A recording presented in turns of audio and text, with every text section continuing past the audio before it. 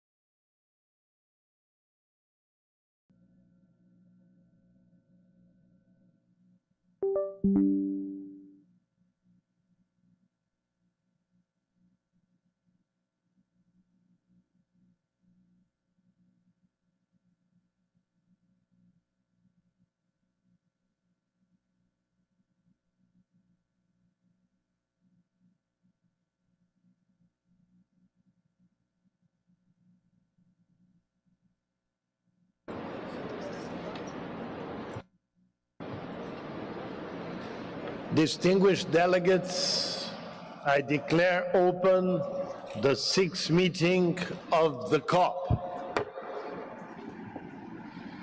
I declare open the sixth meeting of the CMP and the sixth meeting of the CMA.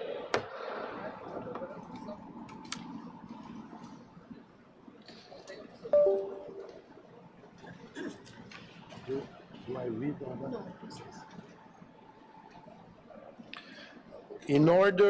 The order in which the agenda items will be taken up is posted on the screen.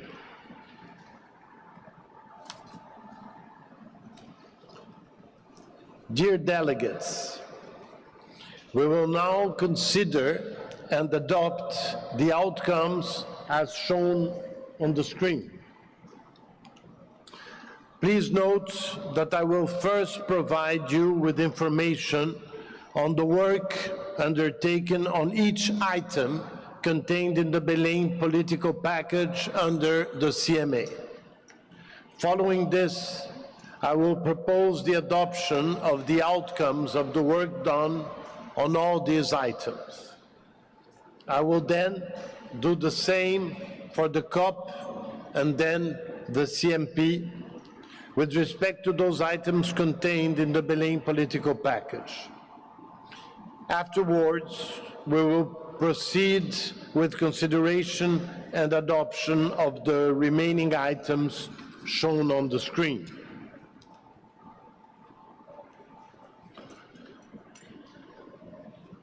I now invite the CMA to turn to sub-item 2C, organization of work, including for the sessions of the subsidiary bodies. As you will recall, I launched consultations that were undertaken by senior members of my delegation on my behalf under the COP, the CMP, and the CMA on issues relating to the following: implementation of Article 9, Paragraph 1 of the Paris Agreement, promoting international cooperation and addressing the concerns with climate change-related trade restrictive unilateral measures, responding to the synthesis report on nationally determined contributions and addressing the 1.5 degrees ambition and implementation gap, and reporting and review pursuant to Article 13 of the Paris Agreement, synthesis of biennial transparency reports. I now invite the CMA to turn to agenda item 8A, matters related to adaptation, global goal on adaptation. At their plenary meetings on 15 November, the SUBSTA and the SBI forwarded this matter to the CMA for further guidance. I requested Shen Gao of China and Tina Kobielsek of Slovenia to continue to facilitate the discussion. In addition, ministerial consultations on matters related to adaptation were conducted by His Excellency Jochen Flassbart of Germany and Her Excellency Rohei John Manjang of the Gambia. I now invite the CMA to turn to agenda item 5, United Arab Emirates Just Transition Work Programme. At their plenary meetings on November 15, the SBs forwarded this matter to the CMA for further guidance. I requested Federica Fricano of Italy and Joseph Teo of Singapore to continue to facilitate discussions on the matter. In addition, ministerial consultations on matters related to just transition were conducted by Her Excellency Alicia Bárcena of Mexico and Secretary of State Krzysztof Bolesta of Poland. I now invite the CMA to turn to agenda item 6, Sharm el-Sheikh Mitigation Ambition and Implementation Work Programme. At their plenary meetings on 15 November, the SBs forwarded this matter to the CMA for further guidance. I requested Ursula Fuentes Hutfitter of Germany and Maisela Kekana of South Africa to continue to facilitate the discussion. In addition, ministerial consultations on matters related to mitigation were conducted by Her Excellency Sara Agesen of Spain and Ambassador Wael Abulmagd of Egypt. I now invite the CMA to turn to agenda item 4A, procedural and logistical elements of the overall global stocktake process. At their plenary meeting on November 15, the SUBST and the SBI forwarded this matter to the CMA for further guidance. I requested Eduardo Silva Bessa of Chile and Kelsey Gray of Australia to co-facilitate the discussion. I now invite the CMA to turn to agenda item 4B, reports for 2024 and 2025 on the annual Global Stocktake Dialogue, referred to in paragraph 187 of Decision 1/CMA.5. At the first meeting of the CMA, informal consultations were established to consider matters under this sub-item, co-facilitated by Nora Lisa of Saudi Arabia and Karle Kapanen of Finland. I now invite the CMA to turn to agenda item 10H, United Arab Emirates Dialogue on Implementing the Global Stocktake Outcomes, referred to in paragraph 97 of Decision 1/CMA.5. At its plenary meeting of November 15, the SBI forwarded this matter to the CMA for further guidance. I requested Ricardo Marshall of Barbados and Patrick Spicer of Canada to co-facilitate the discussion. In addition, ministerial consultations on matters related to the GST were conducted by His Excellency Mukhtar Babayev of Azerbaijan and His Excellency Andreas Bielan of Norway. I now invite the CMA to turn to CMA agenda item 10F, compilation and synthesis of and summary report on the in-session workshop on biennial communications of information related to Article 9, Paragraph 5 of the Paris Agreement. At the first meetings of the COP and the CMA, a joint contact group was established to consider matters under these sub-items, co-chaired by Isobel Bartholomew of the United Kingdom and Elena Pereira from Guatemala. I now invite the CMA to turn to agenda item 10G, Sharm el-Sheikh dialogue on the scope of Article 2, paragraph 1C of the Paris Agreement and its complementarity with Article 9 of the Paris Agreement. At the first meeting of the CMA, a contact group co-chaired by Raf Bodl from the European Union and Zahir Fakir from the United Arab Emirates was established to consider matters under this sub-item. In addition to the co-chairs who facilitated the joint item COP8F/CMA10F as well as CMA item 10G, ministerial consultations were conducted by His Excellency Ed Miliband of the United Kingdom and Her Excellency Deborah Mlongo Barasa of Kenya. I now invite the CMA to turn to CMA Agenda Item 14, Report on the Forum on the Impact of the Implementation of Response Measures. At their plenary meeting on November 15, the Substa and the SBI forwarded this matter to the COP, the CMP, and the CMA for further guidance. I requested Veronica Badji from Hungary and Diane Blacklane from Antigua and Barbuda to facilitate the discussion.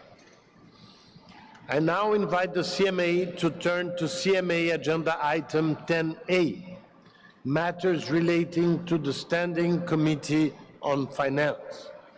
As it relates to the second review of the functions of the SCF, this matter was considered by the SBI, which, at its opening plenary, agreed to defer consideration of this matter to SBI 64. At the first meetings of the COP and the CMA, a joint contact group was established to consider matters under this sub-item, co-chaired by Hendrikje Reis from Germany and Deborah Lee Swanepoel from South Africa. I now invite the CMA to turn to Agenda Item 10B, Guidance to the Green Climate Fund. At the first meeting of the COP and the CMA, a joint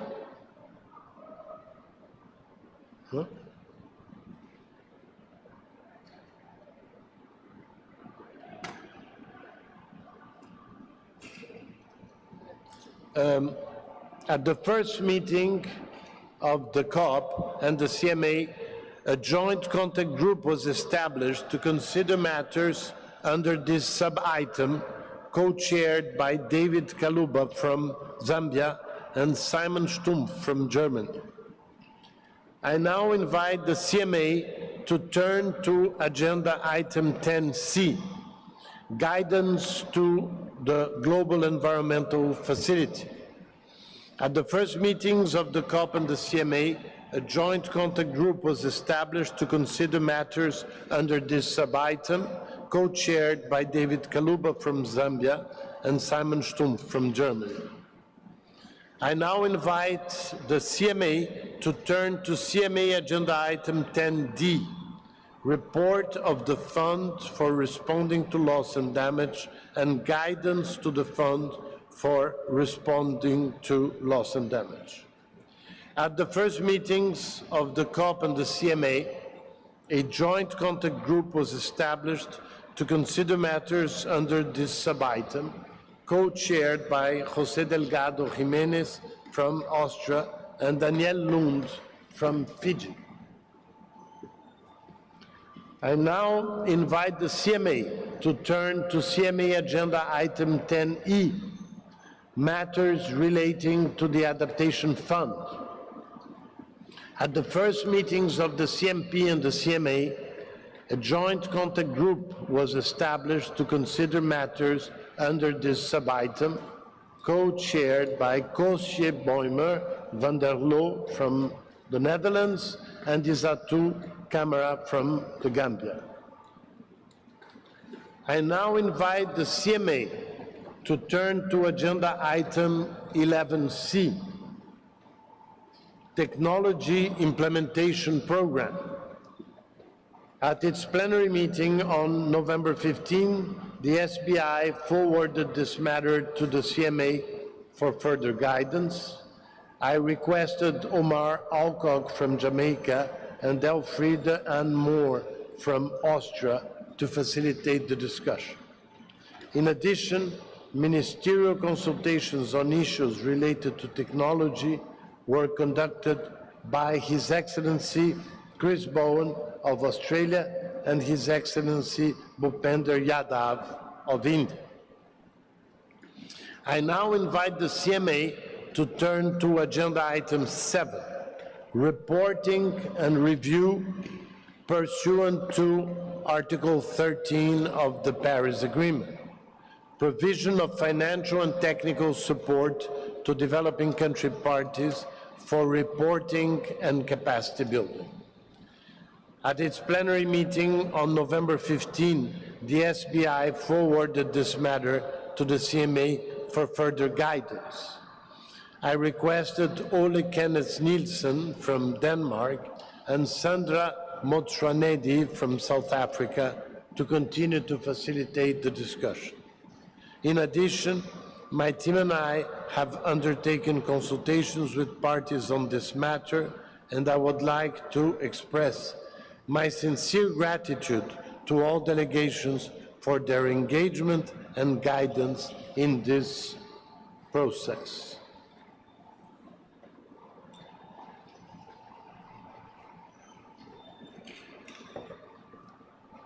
I therefore invite the CMA to adopt the following draft decisions. Global Mutirão, Uniting Humanity in a Global Mobilization Against Climate Change, contained in document CMA/2025/L.24. Please note that the L document refers to CMA 6 instead of CMA 7. It will be corrected by the Secretariat. United Arab Emirates Just Transition Work Program, contained in document CMA/2025/L.14.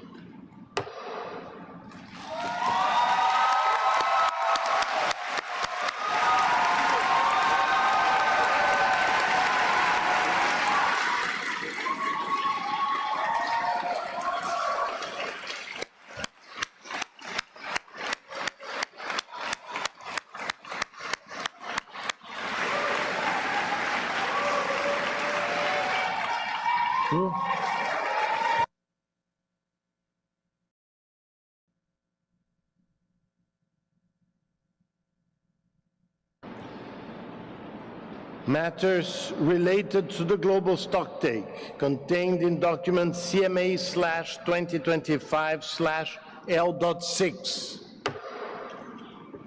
Compilation and synthesis of and summary report on the in-session workshop on biennial communications of information related to Article 9, Paragraph 5 of the Paris Agreement, contained in document CMA/2025/L.13. It's okay? What? No. Yeah.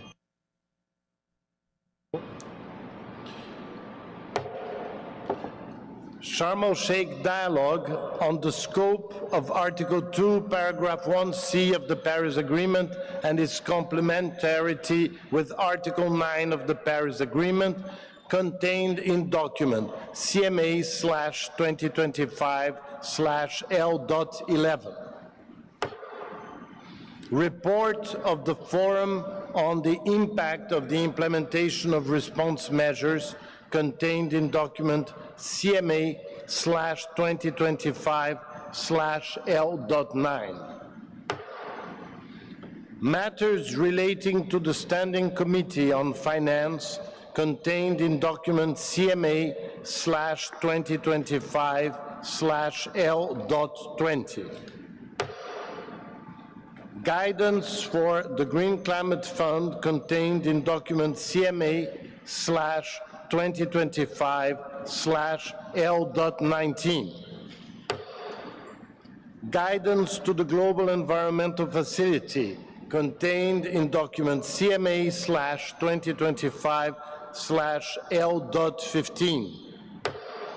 Report of the Fund for Responding to Loss and Damage and guidance to the Fund for Responding to Loss and Damage contained in document CMA/2025/L.16. Matters relating to the Adaptation Fund contained in document CMA/2025/L.17. Belém Technology Implementation Program contained in document CMA/2025/L.18. Reporting and review pursuant to Article 13 of the Paris Agreement, provision of financial and technical support to developing country parties for reporting and capacity building contained in document CMA/2025/L.7. Global Goal on Adaptation contained in document CMA/2025/L.25.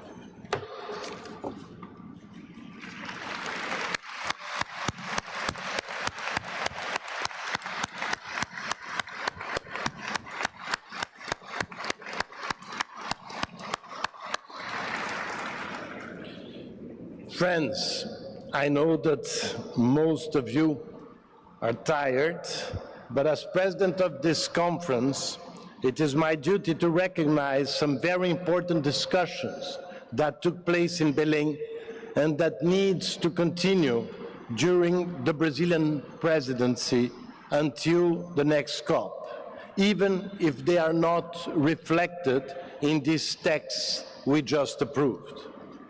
We know some of you had greater ambitions for some of the issues at hand.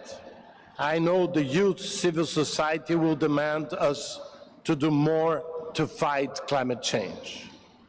I want to reaffirm that I will try not to disappoint you during my presidency. As President Lula said at the opening of this COP, we need roadmaps so that humanity, in a just and planned manner, can overcome its dependence on fossil fuels, halt and reverse deforestation, and mobilize resources for these purposes. I, as President of COP30, will therefore create two roadmaps, one on halting and reverting deforestation, another to transitioning away from fossil fuels in a just, orderly, and equitable manner.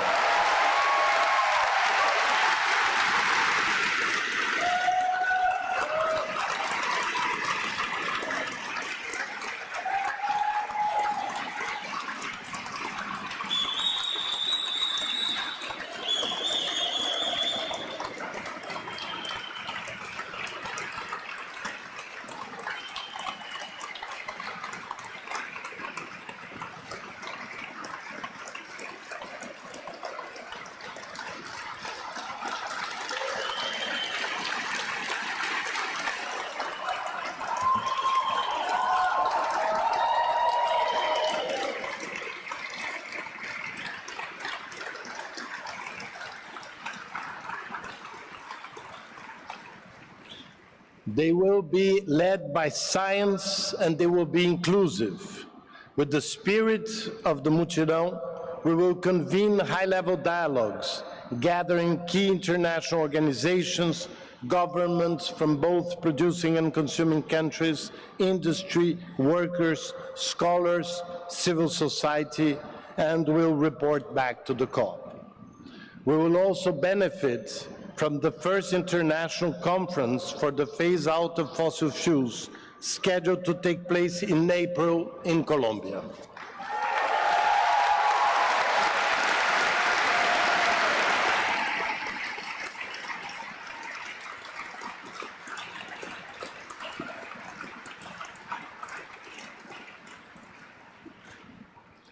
I now invite the CMA to adopt the Sharm el-Sheikh Mitigation Ambition and Implementation Work Program contained in document CMA/2025/L.8.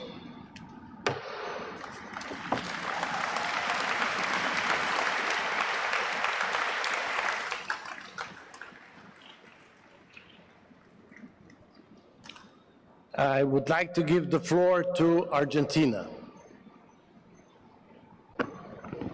Yes, thank you very much, Mr. President. I request to give some comments regarding decisions that just been adopted. So please have your intentions with time, because I have comments on the floor. On the material decision, PP1 should be interpreted in accordance with national legislation and applicable international human rights instruments that are legally binding for each member state, according to their respective membership. On gender equality, we refer to our national position as submitted under SBI Agenda Item 18, Gender and Climate Change, in Bonn in June 2025. Regarding PP2 and PPA, the language here goes beyond agreed language under the Paris Agreement and merges with language coming from the 2030 Agenda. And as we have stated consistently, Agenda 2030 and SDGs, though well-intentioned, is not a legally binding document that every country has the right to interpret and pursue freely. OP32, regarding the reference to enhance their enabling environments, we believe that what should be really enhanced is the international enabling environment and not the other way around. OP42, Belém Mission to 1.5 and its relationship with NDCs, NAPs, we reaffirm countries' sovereign right to decide how to approach their national targets according to their national priorities and circumstances. Any sectoral approaches must be nationally determined. I request that this interpretative statement, as delivered under this agenda item, be included in the report of this session. Under agenda item CMA 7.5, United Arab Emirates Just Transition Work Program. On OP 12H, 12P on gender equality, I refer to my previous comment. OP 12I on the right to self-determination, it should be interpreted under the light of other long-standing principles of the UN Charter, such as the principle of sovereignty of states and territorial integrity, and should be applied according to international human rights treaties that are legally binding for each member state respecting their respective mandates. Membership. OP 12N and O on the references to universal access to energy, we recall the principle of the permanent sovereignty of states over their natural resources for the benefit of their own population, as provided in UN General Assembly Resolution 1803, 17 of 14 December 1962. OP 19 on the reference to creating domestic enabling environments, I refer to my previous comment. I request that this interpretative statement, as delivered, be included in the report of this session. Under CMA 7, Agenda Item 6, Sharm el-Sheikh Mitigation Ambition and Implementation Work Program, we consider that countries are sovereign to decide how they approach their national targets according to their national priorities and circumstances, and that any sectoral approaches must be nationally determined. This is our overall understanding and how these conclusions are addressed.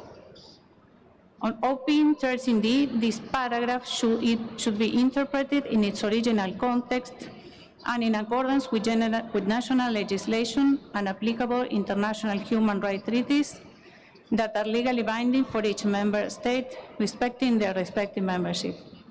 OP13D, on the reference to the drivers of deforestation and forest degradation, it should be analyzed from a historical perspective, taking into account the CBDR-RC principle and the impact of climate-related unilateral trade measures on developing countries' economic growth and the right to development. OP13H, I, J, and K.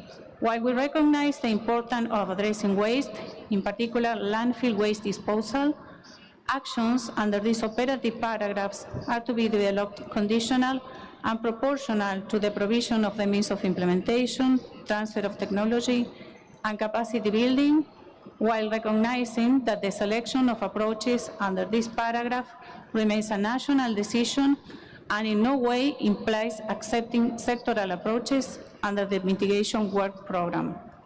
I request that this interpretative statement, as delivered, be included in the report of this session. I thank you very much. Thank you, Argentina, for your statement. It will be noted in the report. Chile, please. Thank you very much for the floor, Mr. President. We note that we request the floor after the TAP, so this is relevant for that part of the adoption of the agenda. ILAC, where Chile speaking on behalf of ILAC, appreciates your tireless efforts and seeks your leadership on a procedural matter of importance for the implementation of the decisions within the package we just adopted. As established by the Paris Rulebook in Decision 3 CMA 1, the CMA shall provide guidance to operating entities of the financial mechanism to be transmitted by the Conference of the Party. 4 decisions on this package have guidance to operating entities, but lack a COP decision transmitting the relevant paragraphs. This procedural issue, a technicality, is a source of concern due to the Green Climate Fund Board usually ignoring CMA guidance to the GCF that has not been transmitted. And we perceive that hard negotiated paragraphs regarding the global goal on adaptation, the mitigation work program, Article 2.c dialogue, and the technology implementation program are at risk due to this. We notice that the GEF decision has a reference to a TIP and that the GCF decision makes reference to a GEA, but that is not the transmission of guidance. That is actually new guidance. We and other groups try to introduce placeholders in COP decisions for this purpose in the case of the TIP, but our counterparts saw that as a negotiation and not merely what they were, an attempt to comply with the Paris Rulebook established in Katowice, which frustrates us deeply, as the topic has been raised since the 70s. We should not be negotiating already agreed procedures.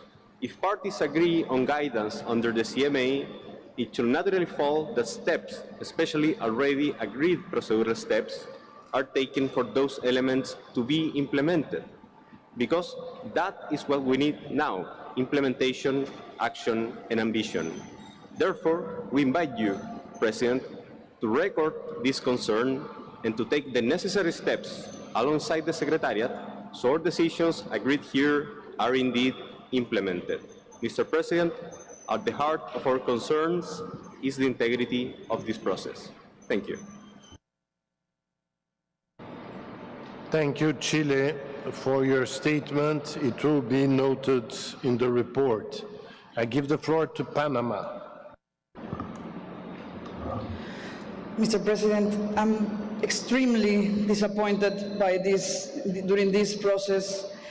Panama is deeply disappointed. You promised a transparent process that is not, and is not what we're seeing. I raise my flag and you ignore it. I raise a point of order and you ignore it. I sustain it and it keeps being ignored. We spent weeks being paralyzed over procedural issues, and now in this plenary, the process is not being followed. Panama truly wanted to support you, Mr. President, and your presidency. I know you have done a lot of efforts to keep this process together. We commend that, but we cannot support replace due process in this critical moment. Second, on substance, because that's what actually I wanted to raise that position, we cannot endorse a GGA outcome that takes us backwards. The indicators were released very late, were not indicators that were negotiated by weeks. There is no metadata, no methodology, no custodians. It raised months, years, 2 years of work, of expert work, replaced by placeholders. This is not how we will get that global goal on adaptation. This is a rushed draft. Paragraph 8 is unacceptable, saying that these indicators create no financial obligations when we all know that NAPS and GGA cannot move without finance, makes the entire exercise meaningless. If there is no multi-route, there is no finance, and without finance, there is no implementation. Panama wants a credible GGA, but credibility requires 3 things: consistent with expert work, clarity in the indicators, and real sign of finance. We are not here to stop that decision. We didn't want that. We asked to be here, to be listened before the plenary started. It was not possible. Please, we really need to have those indicators in a manner that is acceptable for everyone. Panama will not support, in that sense, that text, and that pretends to measure adaptation while refusing to resource it. Thank you so much.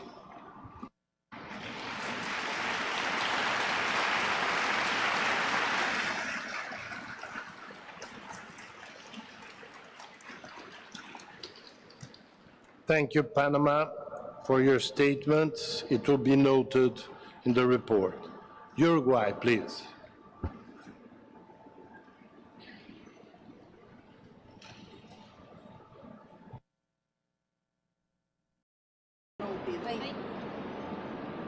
Thank you very much, Mr. President. Uruguay speaks on behalf of Argentina, Ecuador, and Paraguay. Uruguay raised its sign and pressed the button to request the floor before the GGA decision was adopted.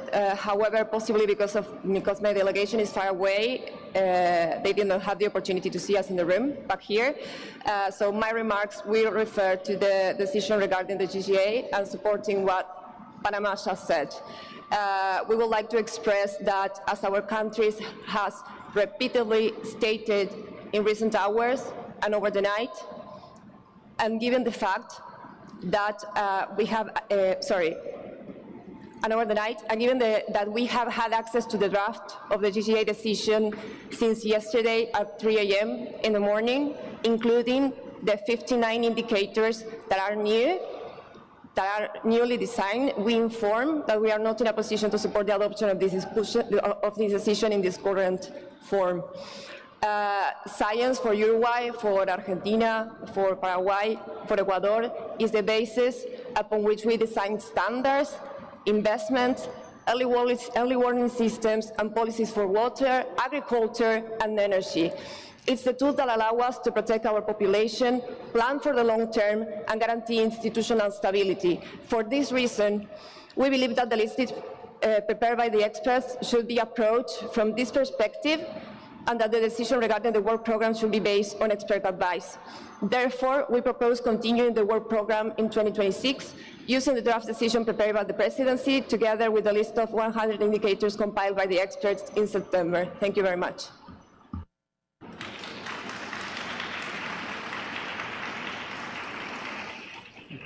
Thank you, Uruguay, for your statement. It will be noted in the report. Paraguay. Thank you, Mr. President. Regarding CMA 7, Agenda Item 6, Sharm el-Sheikh Mitigation, Ambition, and Implementation Work Program, in the decision that was just adopted in OP 13B, the Republic of Paraguay understand that this paragraph shall be interpreted with full respect for national sovereignty and in line with the principle of common but differentiated responsibilities.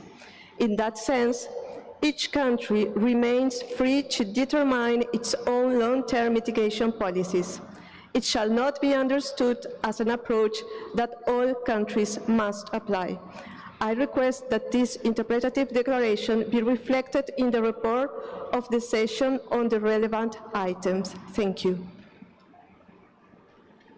Thank you. Thank you, Paraguay, for your statement. It will be noted in the report. Colombia, please.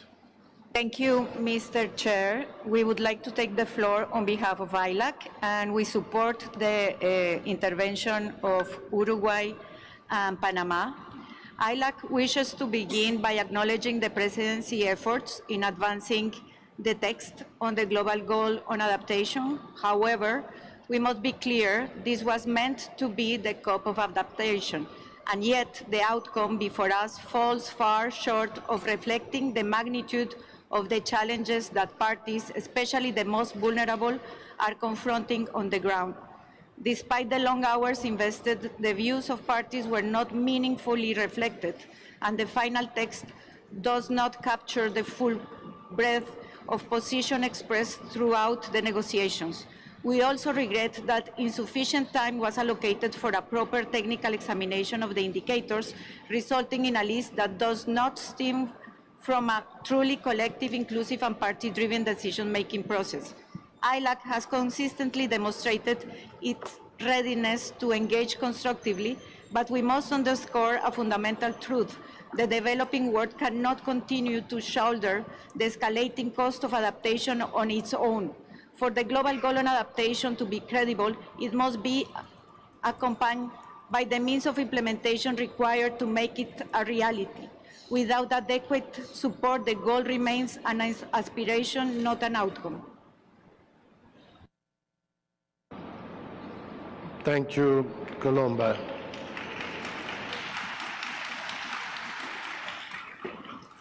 Your statement will be noted in the report. Switzerland, please. Thank you, Mr. Chair. I will also talk to the agenda item CMA 8A, the GGA. Mr. Chair, first of all, I would like to appreciate the enormous work that has been put into the development of the indicators and this decision. We appreciate all the work done by the presidency, the experts, stakeholder delegates, and the secretariat. However, we have to raise two concerns regarding the process. First, regarding the reduction of indicators from 100 to 59, which was conducted with limited consultation. The indicators were modified rather than being selected directly from the technicals expert list. And secondly, there was very limited time to discuss the final text, and highly relevant points that our group raised in the submissions are not reflected in the text. We therefore want to see the following points reflected in the meeting report. First, we have legal concerns with the text, in particular with references to the Convention in the preamble part and in para 9. Second, we have concerns with a number of indicators and about the term policy alignment process. We have supported adoption of this decision with the understanding that the Belém Addis vision will allow us to revisit indicators, and that it is noted that there are indicators that we have concerns about, and we will have the space and time to discuss and possibly amend them. We will send a letter outlining our comments in more detail. Let me conclude with the hope that the further process can be used to build confidence and ensure that we can use indicators to its fullest. Thank you. Thank you, Switzerland. Your statement will be noted in the report. Now I have European Union. Thank you very much, Mr. President. I regret to say that we also, at this moment of what should be a celebration of a package... There is a point of order, I'm sorry. Please. Yeah, there's a point of order. Thank you, Mr. President. We realized that our proposal was noted. What we were conveying is that we do not accept the decision. We understand that maybe our flag was not seen, but we raised our flag before the decision was taken. So that's what Panama has entailed, and that's what we understand that happened here. Thank you. Thank you. I give back the floor to the European Union. Thank you, Mr. President. We regret to say that we also, like other delegations, cannot accept the draft of the GGA text in its current form. For us, the indicators that have been chosen in this package are not in line with Article 7, Article 9, and Article 13 of the Paris Agreement, nor with the mandate of the UAE Work Programme on Indicators. The many modifications that have been made to these indicators that were provided by experts, in our view, make them no longer functional. The indicators are not clear, nor are they usable for their main purpose, which is to contribute to the second global stocktake. We will share our targeted changes in writing, but I'm afraid we join others in not being able to support these indicators at this moment. Thank you again.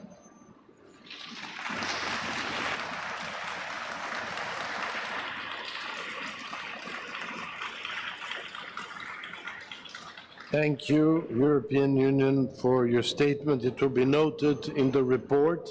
Sierra Leone, please. Thank you, Mr. President. I speak in my national capacity and would want to reflect on the GGA. The global goal on adaptation is not just a framework. It is a vision born in Paris 10 years ago. A vision of a safer, more resilient future for the most vulnerable. For us, it has always been an opportunity to finally tell our adaptation story, what we are doing, what is working, and where support is urgently needed. Over the past 2 years, parties have engaged in one of the most extensive technical processes under the UNFCCC. 78 experts worked tirelessly with us to design a set of indicators that could reflect the lived realities across our countries. These were meant to be the foundation we examined and celebrated in Belém. But the list before today is not the list crafted by experts, and it is not a list that clearly tells our story. Parties have championed the work of experts from the beginning. We believe that careful, evidence-based design will anchor a credible, actionable framework. Instead, we leave COP with indicators that are unclear, unmeasurable, and in many cases, unusable. So we must ask ourselves, how are we helping the most vulnerable if this is the quality of the outcomes we call ambition?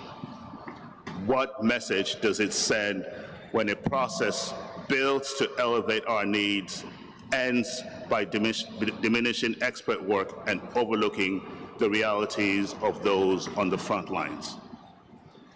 Nonetheless, Sierra Leone will continue to engage. We will work to evolve this framework until it genuinely reflects our needs. Because for us, this is not technical. This is about our survival. Thank you.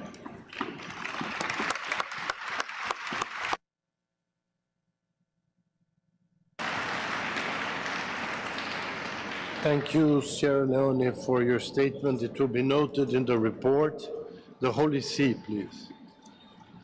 Thank you, Mr. President. The Holy See would like to recall its interpretative declaration annexed to its instrument of accession to the United Nations Framework Convention on Climate Change, dated 6 July 2022, which states that the Holy See underlines that any reference to gender-related terms in any document that has been or that will be adopted by the Conference of States Parties or by its subsidiary bodies is to be understood as grounded on the biological sexual identity, that is, male and female. The Holy See upholds and promotes a holistic and integrated approach that is firmly centered on the human dignity and integral human development of every person. The Holy See requests that this statement be reflected in the report of this session. Thank you very much. Thank you. Thank you, the Holy See, for your statement. it will be noted in the report. Canada, please. Okay. Thank you, Mr. President. Canada would seek clarification on the points of orders raised where flags were raised but not seen before gaveling. Canada would appreciate clarification on how the presidency will address the points of order raised by Panama and Uruguay. In addition, on GGA indicators, we share the concerns echoed by the EU and Swiss. Canada also wants to register deep concern that the draft decision and annex drastically change the indicators developed by technical experts in ways that will make data reporting and collection more complex and not as exhaustive. In addition, Canada wants to express strong concerns with how the text across 3 agenda items, the GGA indicators, the mitigation work program, and the Just Transition work program, conflate the rights of Indigenous peoples with local communities in a manner that is not consistent with the UN Declaration on the Rights of Indigenous Peoples. We request that the text in those 3 decisions be amended to use the agreed language under the UNFCCC for the final decision text. This COP in the Amazon cannot be seen to adopt outcomes that walk back the important progress and breakthroughs in recognizing the rights of Indigenous peoples and their climate leadership. Thank you.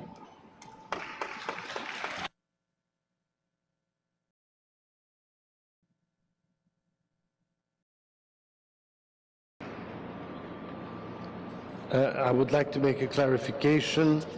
I have noted all the intervention and they will be noted in the report, and I am sorry I haven't seen the flags.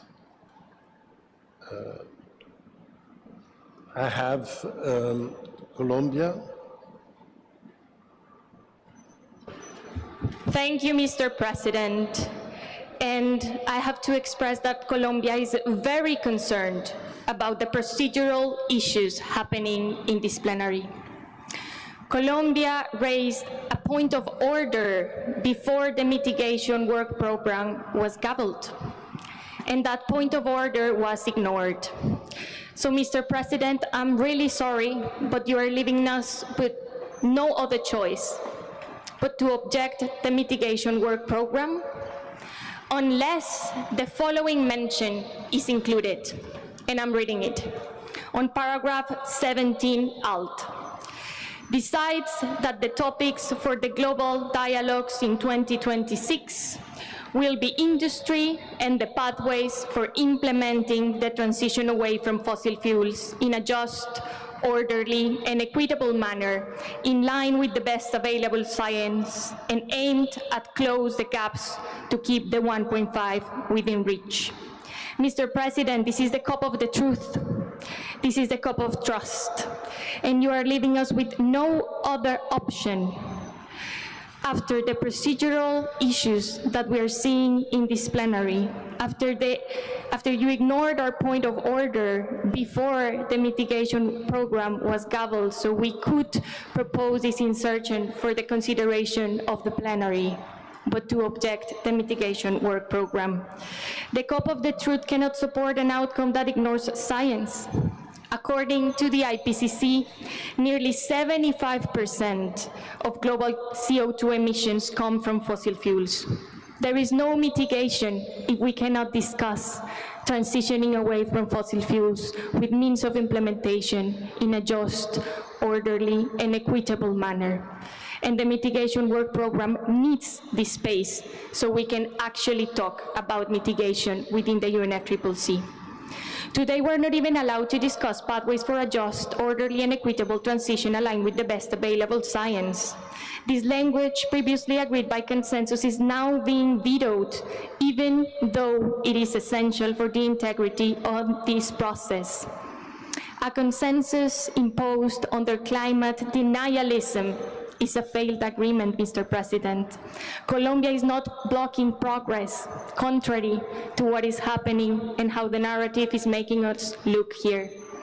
We are demanding the minimum necessary guarantees, which is to allow language, a topic that we already agreed by consensus, to be discussed here.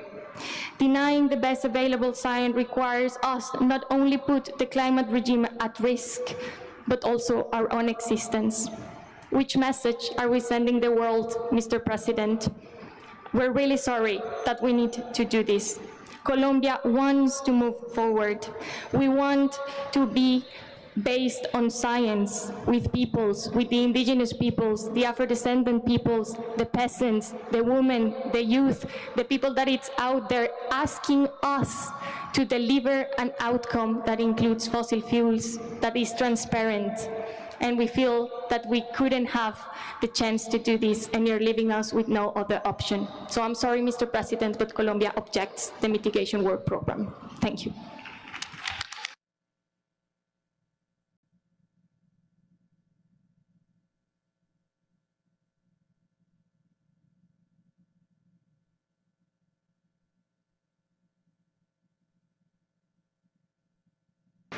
Thank you for your statement. It will be noted in the report. Uruguay, please.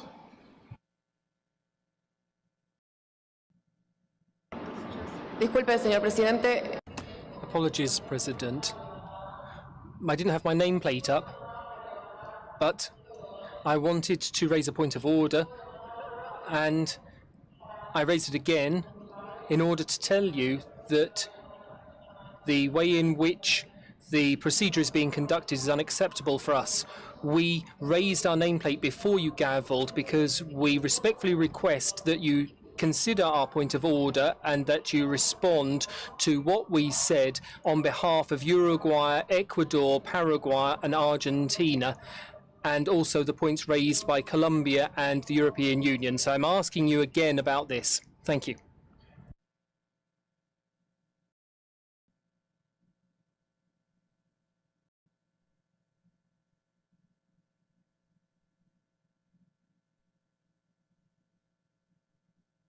I see a point of order on the left.